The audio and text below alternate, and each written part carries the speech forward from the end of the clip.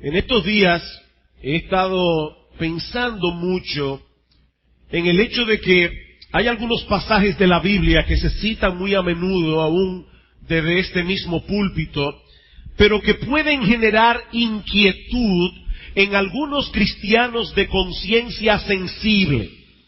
Sobre todo, si ponen atención a lo que esos textos dicen. De hecho, algunas personas con las que he hablado en esta semana, les he mencionado esto. Por ejemplo, el Salmo 15. El salmista pregunta: Señor, ¿quién habitará en tu tabernáculo? ¿Y quién morará en tu monte santo? En otras palabras, Señor, ¿quién es aquel que puede venir delante de tu santa presencia para tener allí comunión contigo? El salmista responde, y voy a leer de la Biblia de la Nueva Versión Internacional: solo el de conducta intachable, que practica la justicia y de corazón dice la verdad, que no calumnia con la lengua, que no le hace mal a su prójimo, ni le acarrea desgracias a su vecino, que desprecia al que Dios reprueba, pero honra al que teme al Señor, que cumple lo prometido aunque salga perjudicado, que presta dinero sin ánimo de lucro y no acepta sobornos que afecten al inocente. El que así actúa no caerá jamás. Bien, hermanos, a la luz de esta declaración, yo no le voy a pedir que levanten la mano, pero yo quiero que tú te respondas eso en tu corazón. ¿Cuántos aquí pueden decir con limpieza de corazón que califican para presentarse delante de un Dios 3 veces santo? O pensemos en el pasaje de Mateo 22, versículo 37, cuando un escriba, un intérprete de la ley, le pregunta al Señor Jesucristo: ¿cuál es el mandamiento más importante? Jesús le respondió: amarás al Señor tu Dios con todo tu corazón, con toda tu alma y con toda tu mente. Este es el primero y grande mandamiento. Y el segundo es semejante: amarás a tu prójimo como a ti mismo. De estos 2 mandamientos depende toda la ley y los profetas. En otras palabras, si tú quieres vivir rectamente delante de Dios, he ahí la demanda. Tú debes amarlo a Él con todo tu ser y debes amar al prójimo como tú te amas a ti mismo. Y yo espero que si alguno pensó que calificaba en el Salmo 15, si alguno osó pensar que calificaba en el Salmo 15, espero que ya se haya dado cuenta que este estándar es demasiado elevado para cualquier ser humano común y corriente. Sin embargo, hubo un hombre en la historia humana, y solo uno, que llenó este estándar a la perfección: nuestro Señor Jesucristo. Y es acerca de este aspecto de su vida que nosotros queremos hablar en esta mañana: la gloria de su obediencia perfecta. Y para ello vamos a ver básicamente 3 cosas. Veremos la obediencia de Cristo explicada, veremos la obediencia de Cristo aplicada y veremos la obediencia de Cristo imitada. Veamos entonces, en primer lugar, la obediencia de Cristo explicada. Hace unos domingos atrás, nosotros estuvimos considerando la tentación del Señor en el desierto. Pero mis hermanos, la obediencia de Cristo no se limita a ese evento al inicio de su ministerio. Desde su primer respiro hasta su último aliento en la cruz del Calvario, el Señor Jesucristo nunca pecó, nunca violó en ningún sentido ninguno de los mandamientos de la ley de Dios en ninguna etapa de su vida. Este es el testimonio que encontramos en el Nuevo Testamento una y otra vez. En 2 Corintios capítulo 5 versículo 21, Pablo dice que Cristo nunca conoció pecado. Obviamente no en el sentido de que Él no supiera intelectualmente que existía esa cosa llamada pecado. No, Cristo sabía que había pecado, pero nunca lo experimentó por sí mismo, nunca lo experimentó en su persona. Y el autor de la carta a los Hebreos nos dice que nosotros tenemos en los cielos un sumo sacerdote que puede compadecerse de nosotros en nuestras debilidades. ¿Por qué? Porque Él fue tentado en todo según nuestra semejanza, pero sin pecado. Y aquellos que le conocieron íntimamente corroboran ese testimonio. ¿Cuáles fueron los dos discípulos más cercanos del Señor Jesucristo? Bueno, indudablemente Pedro y Juan están en esa categoría. Y tanto en Primera de Pedro capítulo 2 versículo 22 como en Primera de Juan capítulo 3 versículo 5 encontramos una declaración similar. Cristo nunca hizo nada pecaminoso. Él era el hombre perfecto. En ningún momento de su vida tuvo que pedirle perdón a Dios. En ningún momento de su vida tuvo que pedirle perdón a nadie. Cristo nunca pidió excusas. De hecho, una de las cosas que experimentan todos los cristianos en la medida en que van madurando en su fe, extrañamente, es una tremenda frustración consigo mismo. Mientras más maduro tú eres, más claramente te das cuenta de lo corto que te quedas en ese estándar. Bueno, mis amados hermanos, Cristo nunca se sintió frustrado por sus propias debilidades, porque Él no tenía ninguna. En cualquier otra persona, eso sería un síntoma inequívoco de arrogancia, pero no en el caso de nuestro Señor. En cierta ocasión, un grupo de personas cuestionaron a Cristo acerca de su identidad. ¿Quién eres tú? Cristo les respondió: cuando hayáis levantado al Hijo del Hombre, Juan 8:28, cuando hayáis levantado al Hijo del Hombre, entonces conoceréis que yo soy. El nombre que Dios usó en el Antiguo Testamento para referirse a sí mismo.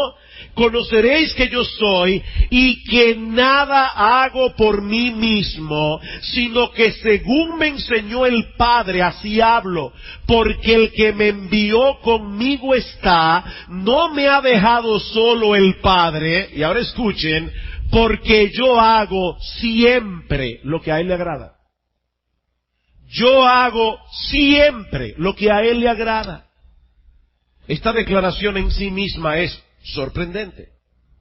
Pero resulta mucho más sorprendente si nosotros tomamos en cuenta que Cristo tenía un claro entendimiento del alcance de cada uno de los mandamientos de la ley de Dios. ¿Recuerdan ustedes Mateo capítulo 5, cómo el Señor le decía a los fariseos: oísteis que fue dicho, no matarás, pero yo os digo que cualquiera que se enoje contra su hermano, cualquiera que dé riendas sueltas a su ira con palabras hirientes y denigrantes, ya cometió asesinato. Oísteis que fue dicho a los antiguos: no cometerás adulterio, pero yo os digo que cualquiera que mira a una mujer para codiciarla, ya adulteró con ella en su corazón. Oísteis que fue dicho. Cristo tenía un claro entendimiento del alcance de los mandamientos de Dios. Sin embargo, Él dice de sí mismo: yo hago siempre lo que a Él le agrada. Fue con esa conciencia de trasfondo que Cristo dijo esto.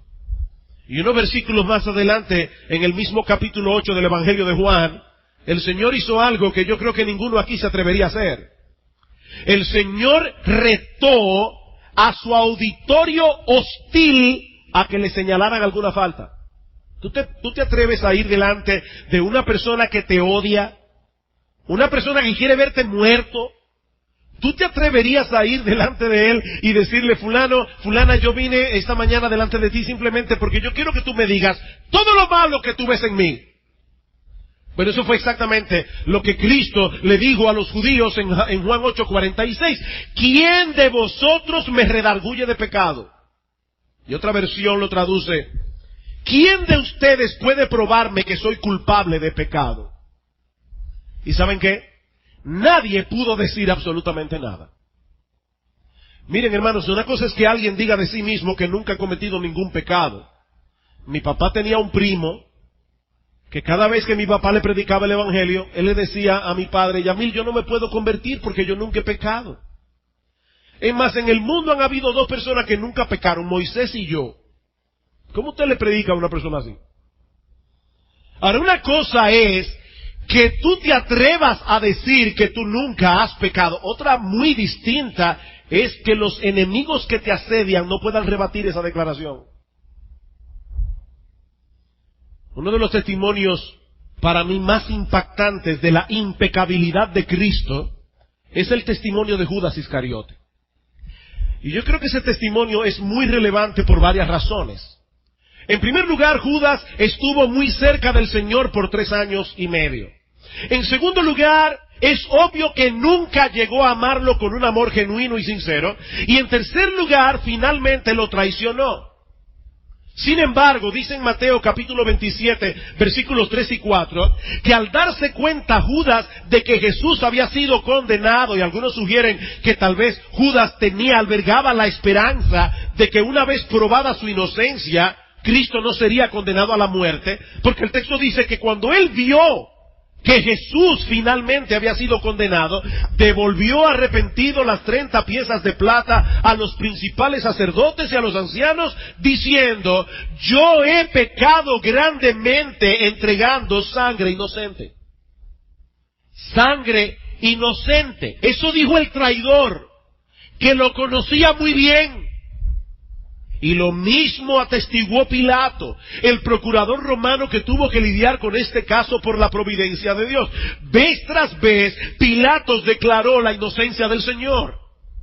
Y cuando ya no pudo resistir la presión del pueblo y de los príncipes, de los líderes religiosos de Israel, dice en Mateo 27:24, que Pilato se lavó las manos delante del pueblo diciendo: inocente soy yo de la sangre de este justo. Sus propios enemigos no pudieron encontrar ninguna falta en él. Ahora, Cristo no se limitó a dejar de hacer lo que Dios había prohibido, sino que en todo momento y en toda circunstancia, Él siempre hizo lo que el Padre quería que Él hiciera. Una cosa es abstenerse de pecar, y Cristo se abstuvo de pecar. Pero yo estoy hablando aquí de que Cristo no solamente se abstuvo del pecado, sino que en todo momento, positivamente, Él hizo siempre lo que Él quería que el Padre quería que Él hiciera. Mis hermanos, no hubo un solo instante de su vida en que Jesús dejara de amar a Dios con todo su corazón, con toda su alma, con toda su mente, con todas sus fuerzas. No hubo un solo segundo de su existencia terrenal en que Él dejara de buscar su gloria o dejara de hacer consciente e intencionalmente lo que Él sabía que debía hacer. En Juan 15:10, el Señor dijo a sus discípulos: si guardareis mis mandamientos, permaneceréis en mi amor, así como yo he guardado los mandamientos de mi Padre y permanezco en su amor. Y en Juan 17:4, orando al Padre: yo te he glorificado en la tierra, he acabado la obra que me diste que hiciese. Y no olviden ni por un momento que el punto focal de esa obra era la muerte de Cristo en la cruz del Calvario para pagar nuestra deuda con la justicia divina. Mis hermanos, fue por obediencia al Padre que Cristo fue a la cruz. Y no estoy diciendo con esto que Jesús haya sido obligado a morir en contra de su voluntad, no. Pero fue por obediencia a su Padre que Él sometió como hombre su instinto de conservación para llevar a cabo la obra redentora que el Padre le había encomendado hacer y que Él aceptó gustosamente, voluntariamente. Fue con esa conciencia que el Señor oró en el huerto de Getsemaní: Padre mío, si es posible, pase de mí esta copa, pero no sea como yo quiero, sino como tú. Y mis hermanos, hay un misterio aquí, inescrutable para nuestra mente finita. Nosotros no podemos entender del todo qué era lo que había en el corazón de Cristo en ese momento.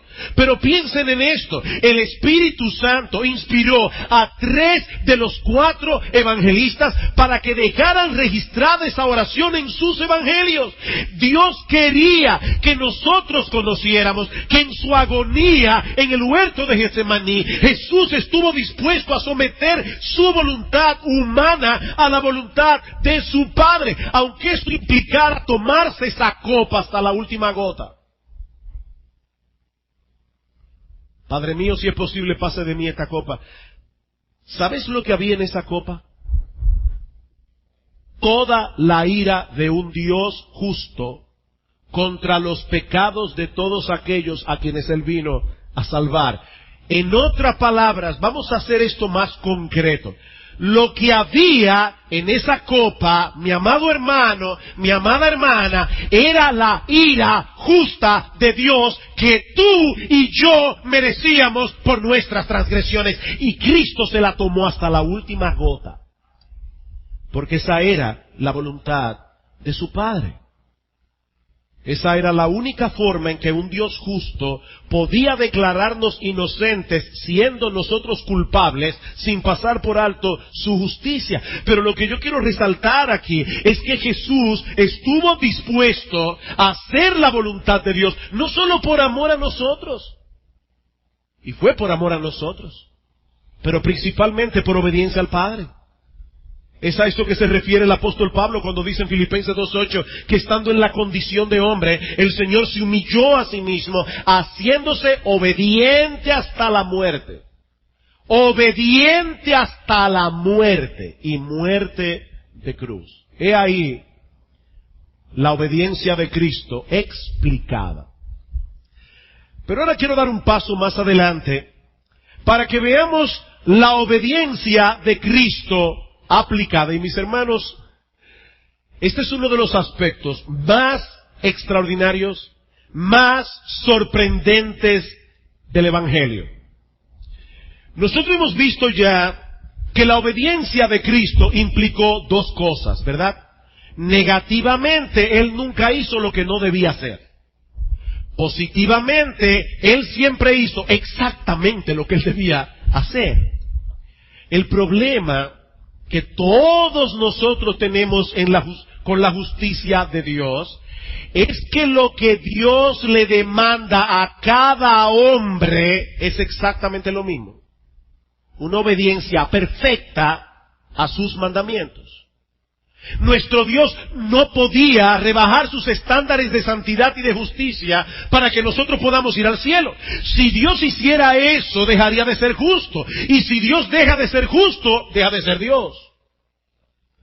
Yo estoy seguro que la mayoría de ustedes aquí, si no todos, van a estar de acuerdo conmigo en que uno de los grandes problemas que nosotros tenemos en la República Dominicana hoy día es la falta de aplicación de la justicia. Y cada vez que sueltan a un malhechor o lo atrapan y lo matan en un intercambio de disparos, uno se sorprende con la cantidad de cosas pendientes que muchos de estos malhechores tienen con la justicia dominicana. ¿Cuál es el problema? El problema es que una ley sin sanción son palabras al viento. Leí en estos días de un niño que estaba en el zoológico y de repente ve que en la jaula del león entra un individuo que lo cuidaba al león y él estaba sorprendido de ver cómo este hombre le daba la espalda al león para prepararle la comida tranquilamente, sin presión. Luego se volteaba, le daba la comida al león y vuelve y se pone de espalda al león. Y el niño le preguntó, ¿y usted no le tiene miedo? Y dice él, no, porque ese león no tiene dientes. ¿Saben, mis hermanos, qué es lo que está pasando con la justicia dominicana? Que los malhechores saben que ese león no tiene dientes. Pero nuestro Dios es perfectamente justo. Él no puede rebajar sus estándares de santidad para que nadie vaya al cielo. Y la ley es un todo compacto. Cuando se viola en un punto, se viola entera. Es por eso que Pablo dice en Gálatas capítulo 3 versículo 10 que los que dependen de las obras de la ley para salvarse, es decir, aquellos que están esperando salvarse cumpliendo los 10 mandamientos, no están bajo la bendición de Dios, están bajo su maldición. ¿Oíste bien, mi amigo, tú que estás aquí en esta mañana? Todo aquel que se quiera salvar cumpliendo los mandamientos están bajo la maldición de Dios. Porque la Biblia dice, maldito todo aquel que no permaneciere en todas las cosas escritas en el libro de la ley para hacerlas.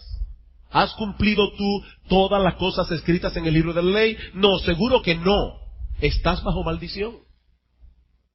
Y en Santiago capítulo 2 versículo 10 dice que cualquiera que guardare toda la ley, pero ofendiere en un punto, se hace culpable de todos.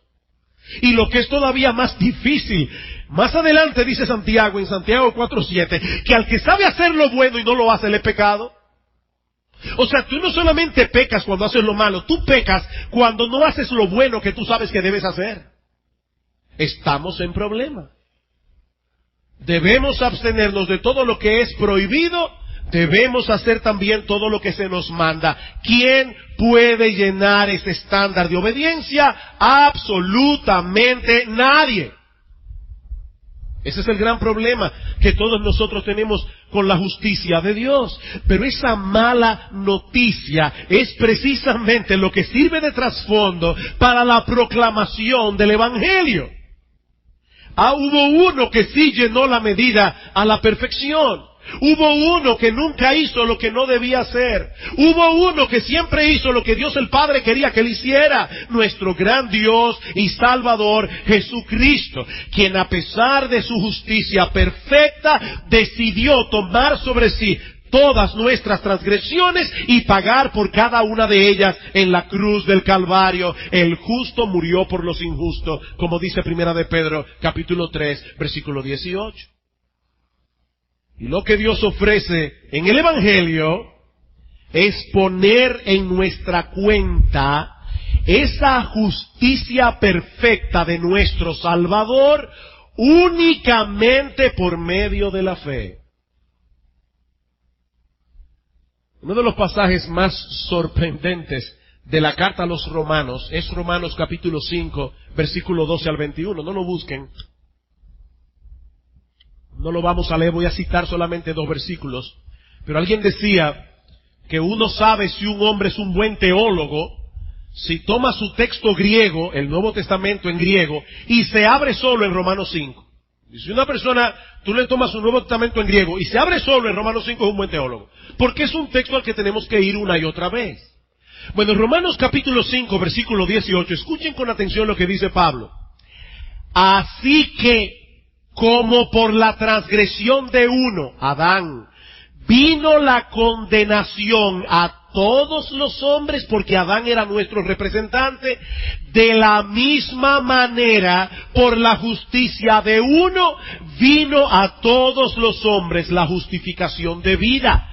Porque así como por la desobediencia de un hombre los muchos fueron constituidos pecadores, así también por la obediencia de uno, Cristo, los muchos serán constituidos justos. ¿Por la obediencia de quién? Por la obediencia de Él. Por eso es que nunca me canso de decir, hermanos, la salvación es por obras, pero no por las nuestras obras, sino por las obras de Él. Es por su obra que nosotros somos salvos. Obviamente el acto de obediencia del que Pablo está hablando aquí es muy probablemente la muerte de Cristo en la cruz. No se está refiriendo a toda su vida de obediencia. Pero esa muerte de Cristo en la cruz no fue más que el clímax de una vida entera de obediencia.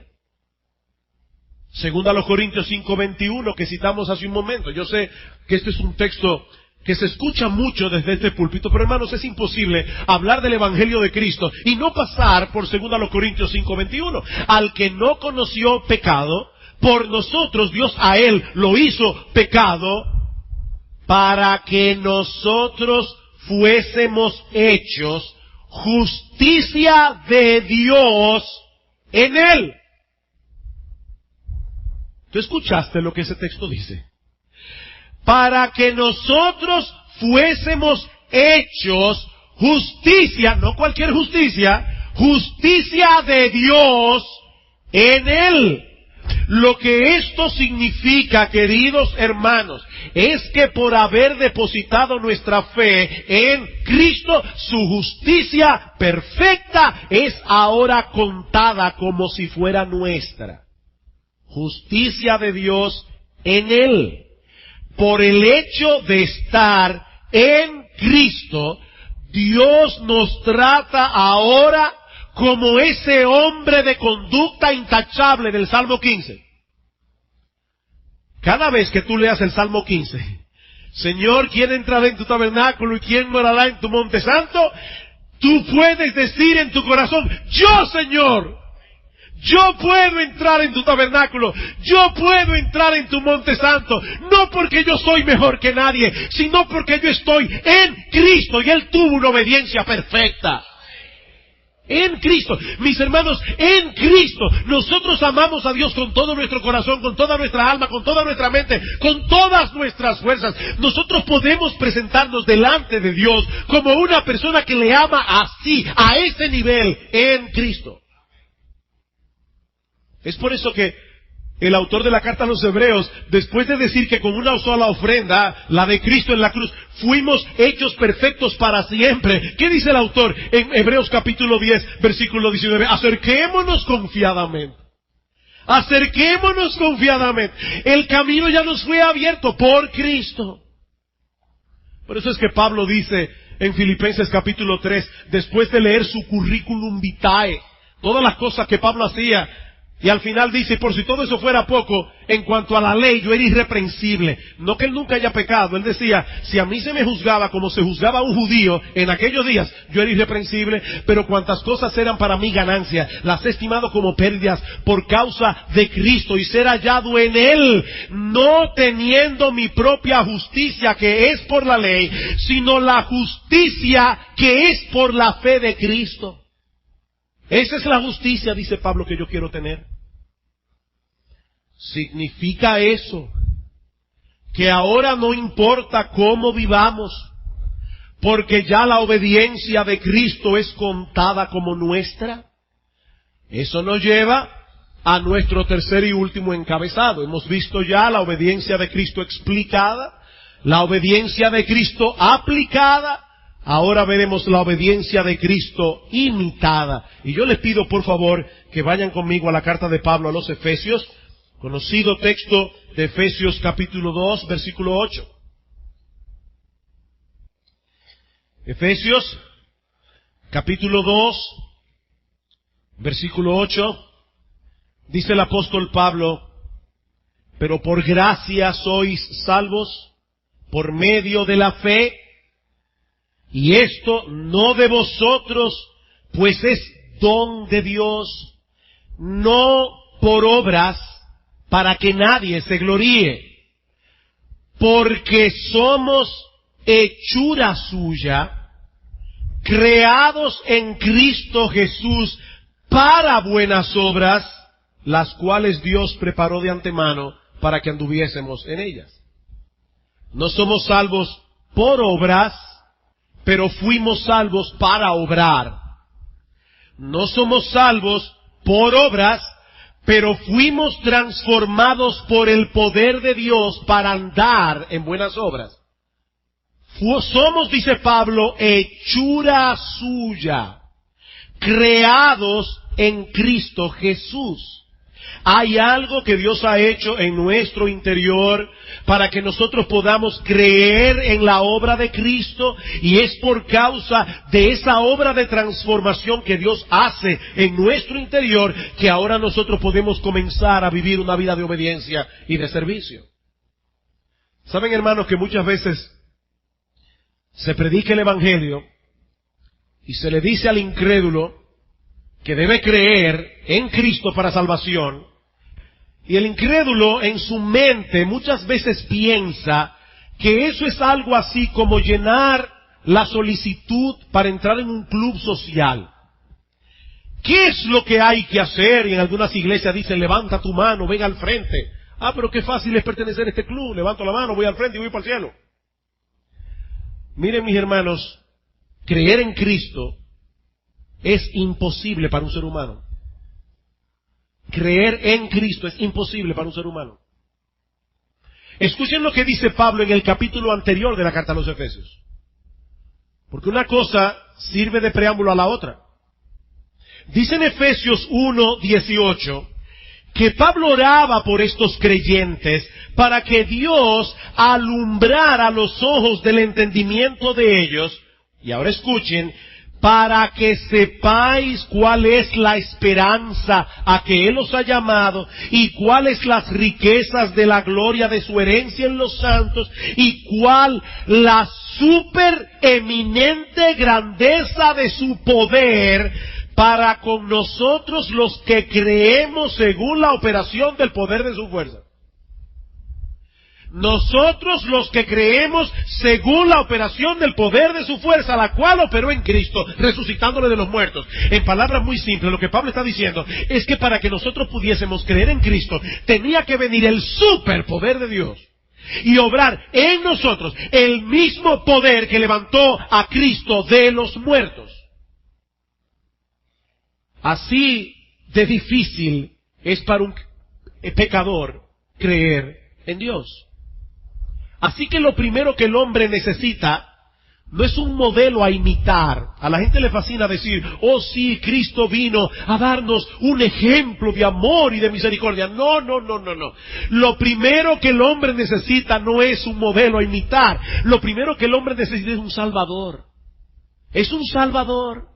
Si Dios requiriera de los hombres que imitaran a Cristo para ser salvos, estaríamos en gran problema. ¿Saben por qué? Porque Él es inimitable. Él es inimitable. Pero esa no es la demanda del Evangelio. Lo que Dios requiere de nosotros es que reconozcamos que estamos muy lejos de llenar esa medida, para que aceptemos por fe la gran obra de salvación que Cristo llevó a cabo con su vida y con su muerte. Entonces, y solo entonces, podemos dedicarnos a imitar su vida de obediencia.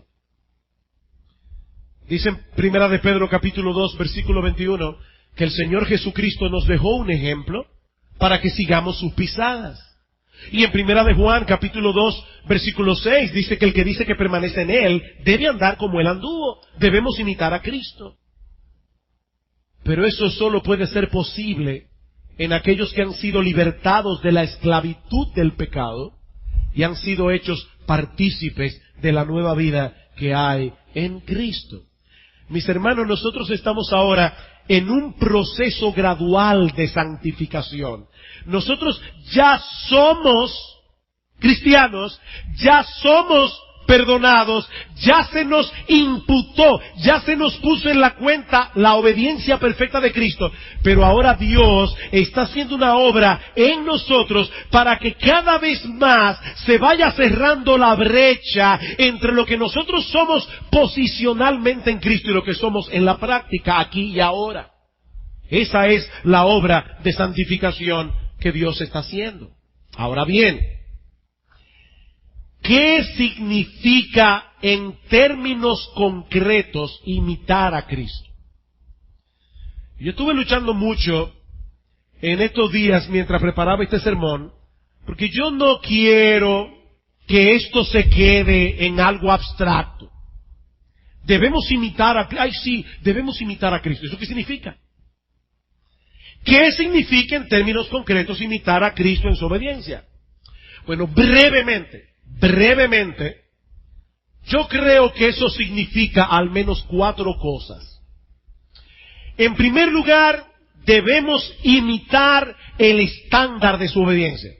Debemos imitar el estándar de su obediencia. ¿Cuál fue el estándar que Cristo puso delante de sí toda su vida a la hora de decidir hacer una cosa y dejar de hacer otra?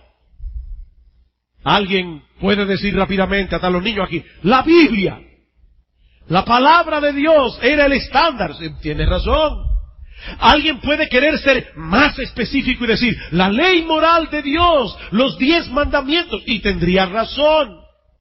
Cristo nunca violó ningún acápite de la ley moral de Dios. Él cumplió a la perfección todo lo que la ley decía, Él cumplió a la perfección cada principio bíblico. Sin embargo, yo quiero que ustedes noten otra vez las palabras del Señor en Juan 8:29 que citamos hace un momento. Cristo dice allí que el Padre que le envió nunca lo había dejado solo, porque yo hago siempre lo que le agrada. ¿Ven el punto? Yo hago siempre lo que le agrada. El estándar que Cristo puso delante de sí toda su vida no fue meramente una ley impersonal. No, lo que Cristo puso delante de sí fue aquel carácter de santidad de su Padre Celestial reflejado en esa ley, porque Él quería agradar a su Padre. ¿Por qué Cristo hacía una cosa en vez de otra? Porque eso era del agrado de su Padre, la otra no. El agrado de su Padre era la norma. Por supuesto, mis hermanos, es en la ley moral de Dios donde nosotros encontramos el tipo de conducta que a Dios le agrada. Pero Cristo no vivió su vida primariamente en función de una legislación impersonal. Cristo vivió su vida en función del agrado del Padre. Él obedeció la ley perfectamente porque Él sabía que eso era lo que le agradaba a su Padre Celestial. Y mis hermanos, yo creo que esa visión de la obediencia tiene profundas repercusiones en la vida de un cristiano. La vida práctica del cristiano no consiste en seguir un conjunto de reglas, sino en tratar de agradarle a Él en todo. Agradar a aquel que nos amó de tal manera que nos escogió para salvación desde antes de la fundación del mundo. Colosenses, capítulo 1. Colosenses, capítulo 1, versículo 9. Escuchen cómo oraba Pablo por los colosenses, por lo cual también nosotros desde el día que lo oímos no cesamos de orar por vosotros y de pedir que seáis llenos del conocimiento de su voluntad en toda sabiduría e inteligencia espiritual, para que andéis como es digno del Señor, agradándole en todo. Agradándole en todo. Mi amado hermano, cuando tú vas a hacer algo o vas a dejar de hacer algo, tú te preguntas conscientemente, ¿es esto del agrado de mi Padre? Por supuesto, hermanos, Dios no nos ha dejado en tinieblas, ni en oscuridad, ni seguir el instinto de nuestro corazón para saber lo que a Él le agrada. No, Él lo reveló aquí. Pero no es lo mismo querer cumplir el deber por el deber mismo a querer agradar al Padre cumpliendo con un deber. No es lo mismo. La norma que Cristo tenía delante de sí era el agrado del Padre, y eso es lo que debemos imitar. Pero debemos imitar en segundo lugar la dependencia de su obediencia. No solamente el estándar de su obediencia, sino la dependencia de su obediencia. Nosotros hemos visto a lo largo de esta serie que Jesucristo no solo era 100% Dios, sino también 100% hombre, con todas las características que hacen a Dios ser Dios, con todas las características que hacen al hombre ser hombre. Y mis hermanos, todas las batallas que Cristo peleó a lo largo de su vida para poder mantenerse en el camino de la obediencia, las peleó como hombre, como tú y como yo. En total dependencia del Espíritu de Dios. Lucas capítulo 3. Lucas capítulo 3. Mi hermano, tú estás escuchando lo que estamos diciendo aquí. El Hijo de Dios encarnado dependió en todo del Padre por el poder de su Espíritu para andar en obediencia. El Hijo de Dios. Lucas capítulo 3, versículo 21. Aconteció que cuando todo el pueblo se bautizaba, también Jesús fue bautizado, y orando el cielo se abrió, y descendió el Espíritu Santo sobre él.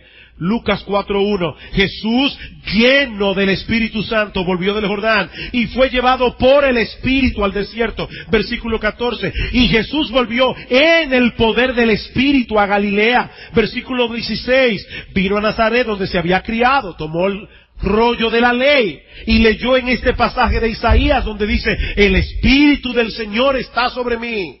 Y dice en el versículo 21, y comenzó a decirles: hoy se ha cumplido esta escritura delante de vosotros. El Espíritu Santo. Querido hermano, querida hermana, no trates de vivir la vida cristiana en tus propias fuerzas. No vas a poder hacerlo. No te confíes en los años que tú tienes en el Señor. No te confíes en el conocimiento que tienes de la Biblia.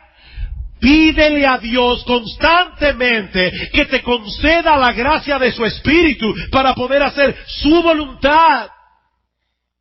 Porque esa es la única manera en que nosotros podemos correr esta carrera hasta el fin con gozo, en dependencia de Él. Pero en tercer lugar, también debemos imitar el gozo de su obediencia. El estándar de su obediencia, la dependencia de su obediencia, el gozo de su obediencia. Y yo sé que esta idea puede sonar extraña para algunos. Pero hermano, yo creo que este es un aspecto vital de la vida cristiana. Y créame, yo no estoy usando la palabra vital porque se oye bien. Vital. No, yo no estoy aquí haciendo un despliegue de palabra bonita. Yo estoy usando la palabra vital porque esto es un asunto de vida o muerte. Dice en el Salmo 19:8 que los mandamientos del Señor son rectos y que precisamente por eso alegran el corazón.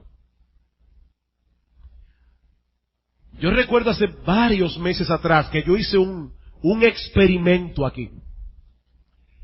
Y preguntaba a ustedes mismos: cuando tú piensas en la palabra santidad, ¿cuáles adjetivos vienen a tu mente? Pureza, rectitud, obediencia. Honestamente, algunos de ustedes, cuando yo menciono la palabra santidad, ¿esa palabra les trae a su mente la idea de alegría? ¿La idea de gozo? ¿La idea de felicidad? No. Digo, yo no sé en el caso tuyo, pero yo sé que mucha gente no. ¿Saben por qué? Lamentablemente, ese no es el concepto que muchos tienen de la santidad, por la sencilla razón de que no tienen un concepto adecuado de Dios. No tienen un concepto adecuado de Dios, y el diablo lo sabe, y el diablo se aprovecha de eso. Déjame hacerte una pregunta. Cuando tú piensas en Dios, ¿cómo te lo imaginas? Y yo no estoy hablando aquí de si te lo imaginas en forma de hombre, porque Dios no tiene forma corporal en ese sentido. Cristo sí ahora porque Él es hombre y Dios. Pero yo me refiero a Dios en su esencia. ¿Cómo tú te imaginas a Dios? ¿Te lo imaginas como un ser aburrido y malhumorado, o te lo imaginas como un ser feliz? ¿Sabes lo que yo me temo? Que es muy probable que algunos aquí ni siquiera se hayan preguntado eso nunca. ¿Es Dios un ser aburrido y malhumorado que está empeñado en que todas sus criaturas participen de su santo aburrimiento, o es Dios un ser feliz? ¿Saben qué, mis amados hermanos? Nuestro Dios es el ser más feliz del universo. Y cuando Él nos pide que andemos en sus caminos, es precisamente porque Él sabe que nuestra felicidad, nuestro gozo, nuestra alegría depende enteramente de eso. Escuchen esta doxología con que termina Judas, no el Iscariote, sino el bueno, el Judas que permaneció fiel al Señor. ¿Cómo termina Judas su carta? Y aquel que es poderoso para guardaros sin caída y presentaros sin mancha delante de su gloria con gran alegría, al único y sabio Dios, nuestro Salvador, sea gloria y majestad, imperio y potencia, ahora y por todos los siglos. Hay una conexión entre la santidad y la alegría, así como hay una conexión entre el pecado y la desgracia. Hay una conexión.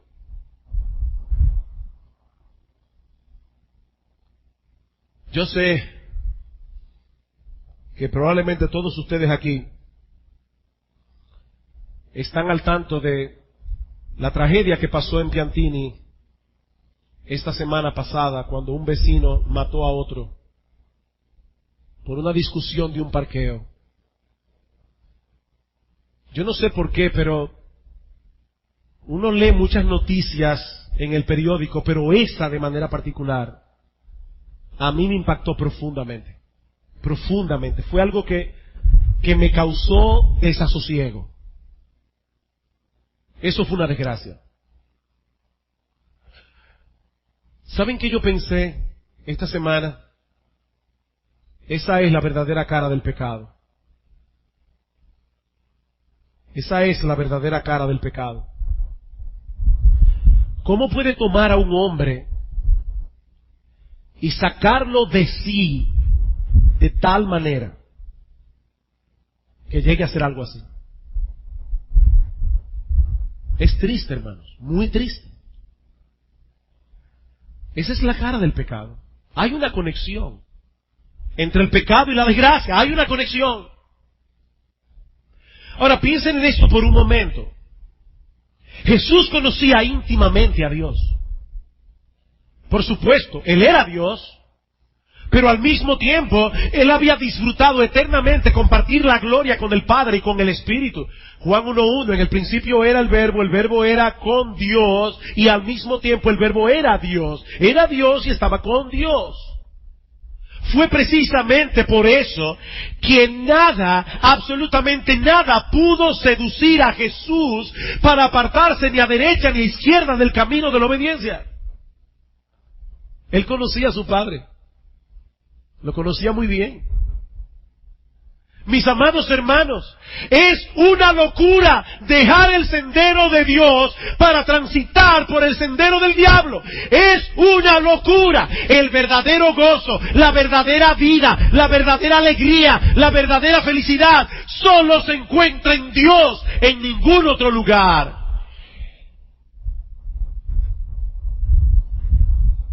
No se imaginen a Cristo ni por un momento resabiando y diciendo: yo no tengo de otra, me tengo que someter a estas reglas. No, Él fue a la cruz, dice la Escritura, con el gozo puesto delante de Él.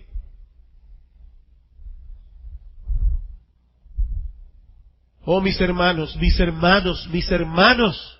miren a Cristo y imiten el gozo de su obediencia. Los mandamientos de Jehová son rectos y alegran el corazón. Finalmente, no solo debemos imitar el estándar, la dependencia, el gozo de su obediencia, debemos imitar el propósito final de Cristo al obedecer. El propósito final de Cristo al obedecer. Si bien es cierto que nuestra salvación dependía enteramente de la obediencia de Cristo y que Él hizo todo lo que hizo por amor a nosotros, mis hermanos, el gran propósito que enmarcó toda su vida terrenal fue la gloria de Dios. La gloria de Dios. Ese es uno de los puntos focales de su oración intercesora en Juan 17. Yo te he glorificado en la tierra, he acabado la obra que me diste que hiciese. La gloria de su Padre era el móvil de su existencia.